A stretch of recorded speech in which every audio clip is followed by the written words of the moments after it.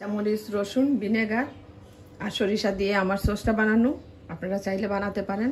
ভালো লাগলে সাবস্ক্রাইব করবেন, লাইক শেয়ার কমেন্ট করবেন, জানাবেন কেমন হয়েছে। আগামীতে আরও ভালো রেসিপি নিয়ে আসবো। সেই পর্যন্ত ভালো থাকবেন। আসসালামু আলাইকুম, ধন্যবাদ।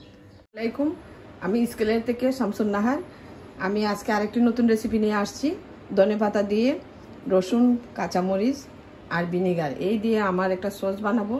এটা সব দিয়ে খাওয়া যায়, মানে যে কোনো পিঠা বা চিকেন সব কিছু দিয়ে খাওয়া যায়। এই সসটা অনেক ভালো লাগে খেতে।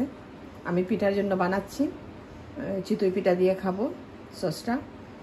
তাইলে আমি সসটা বানিয়ে নেই, তারপরে দেখাবো। আমি রসুনটা দিয়ে দিব, আর দিয়ে দিলাম কাঁচামরিচ, একটু তেলে নেই,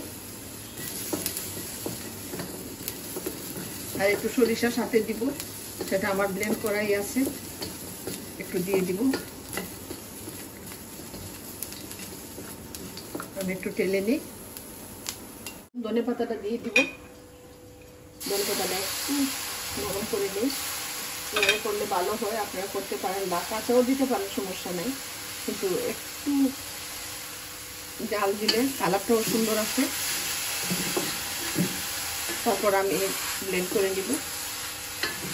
সরিষা আজকে দিয়ে দিব, আমি ফ্রেশ সরিষাটাই দিব, ব্লেন্ডটা দিব না। ফ্রেশ সরিষাটা দিলে ভালো হবে। আমি সিদ্ধ করে নেই একটু, সাথে একটু লবণ দিয়ে দিলাম।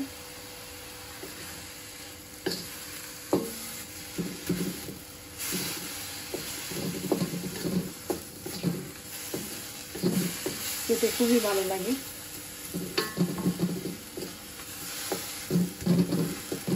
সিদ্ধ হয়ে গেছে, এখন আমি নামিয়ে ঠান্ডা করে তারপর ব্লেন্ড করে নিব। আমি সরিষাটা দিয়ে দিচ্ছি, আর দেবো একটু ভিনেগার।